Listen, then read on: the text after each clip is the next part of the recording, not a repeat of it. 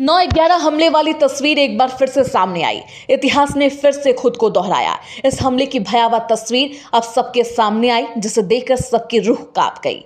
रूस और यूक्रेन संघर्ष को अब 3 साल पूरे होने वाले हैं, जहां रूस ने अपनी सेना के तेज हमलों के बल पर यूक्रेन के कई इलाकों पर कब्जा करने में सफलता हासिल कर ली।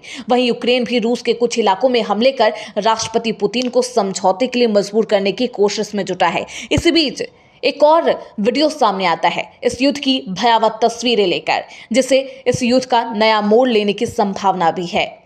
व्लादिमीर पुतिन ने 24 फरवरी 2022 को जब यूक्रेन में रूसी सेना के स्पेशल मिलिट्री ऑपरेशन का ऐलान किया होगा, तो सोचा भी नहीं होगा कि 3.5 करोड़ की आबादी वाले देश को हराना उनके लिए इतनी बड़ी चुनौती बन जाएगी। 2 महीने बाद रूस यूक्रेन के 3 वर्ष पूरे हो जाएंगे, लेकिन रूस अब भी यूक्रेन को हरा नहीं सका।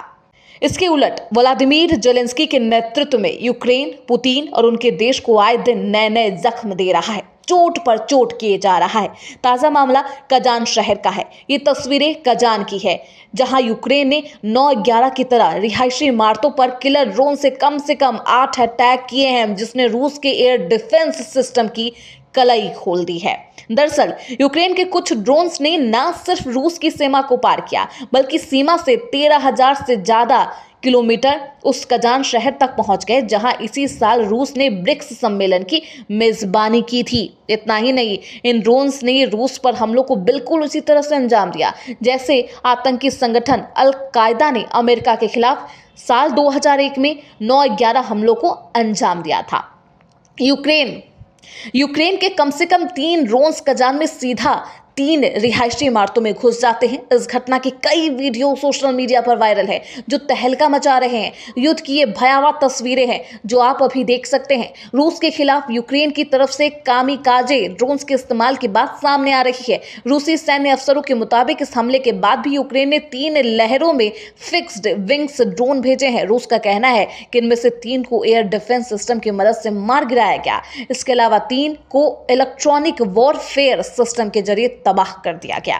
बताया गया कि रूस पर हमला करने के लिए यूक्रेन जिन ड्रोन्स का इस्तेमाल कर रहा है, उनमें कामिकाजे ड्रोन सबसे आगे है। इन्हें लाइटनिंग म्यूनिशन या सुसाइड ड्रोन्स भी कहा जाता है। युद्ध क्षेत्र में गेम चेंजर का काम करने वाला कामिकाजे ड्रोन अपने लक्ष्य पर निशाना साधने के लिए लंबे समय तक उसके इर्द गिर्द घूम सकता है। यही विशेषता है कि इस ड्रोन को एक खतरनाक हथियार बनाती है। कामिकाजे ड्रोन की खासियत यह है कि इससे लक्ष्य पर एकदम सटीक निशाना लगता है। यही नहीं, यह ड्रोन उड़ान के बीच में लक्ष्य बदलने या यहां तक कि मिशन को रद्द करने की भी क्षमता अपने अंदर समेटा हुआ है।